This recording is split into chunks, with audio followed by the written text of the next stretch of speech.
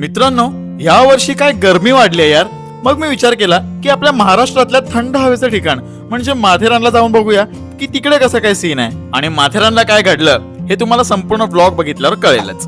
चला तर सकाळी 5:30 वाजता आपली गाडी निघते दादरच्या दिशेने. लिटरली सकाळ सकाळ पण कुर्ल्याला गर्दी असते रे. आम्ही सगळे घड्याळाच्या काट्यावर चालत होतो. क्षणाचाही विलंब न करता आम्ही फटाफट तिकीट काढली आणि जनरल कोच मध्ये आमची जागा बळकवली. थोड्या वेळात आम्ही नेरळ जंक्शनला पोहोचलो. सकाळी नाश्ता केला नव्हता म्हणून भुका लागलेल्या. म्हटलं आधी पेट पूजा नंतर काम तुझ्या. टॅक्सी मध्ये बसलो आणि 100च्या स्पीडला गरम व्हायला लागलं. पण माथेरानच्या घाटातले जे रस्ते आहेत ते डोळ्यांना अगदी सुंदर भासत होते. माथेरानच्या मेन एंट्री गेटला पोहोचलो आणि तिकीट काढली. चला उन्हाळ्यात का होईना पण पहिल्यांदा माथेरानला येऊन बरं वाटलं. या टाकूंपासून थोडंसं सावधान राहा बरं का, कारण आमच्या समोर एका काकूंवर त्यांनी खाण्यासाठी झेप घेतली होती. इकडे ट्रान्सपोर्टेशन साठी तुम्हाला घोडे आणि इलेक्ट्रिक रिक्षा सुद्धा अवेलेबल आहे. किती दिवसांनंतर हा रानमेवा बघतोय. काकूंनी 2 जांभळं एक्स्ट्राच दिली. तुम्ही जर इकडे चालत फिरणार असाल तर खूप साऱ्या पाण्याच्या बाटल्या तुम्ही सोबत घेऊन चला. ह्या टॉय ट्रेन मध्ये आम्ही पावसाळ्यात बसूच पण त्याआधी लस्सी पिऊया. काकांनी आम्हाला अप्रोच केला आणि आम्ही पण त्यांच्याकडून फोटोज काढून घेतले. सुंदर आहे ना. 4 फोटो नाही काढत तर लगेच आम्हाला भूक लागली. मग आम्ही तिकडचे मोमोज खाल्ले. मोमोजचे खूप सारे स्टॉल होते इकडे. चालत फिरता फिरता आम्हाला झाली दुपार. मग आम्ही गेलो जेवायला.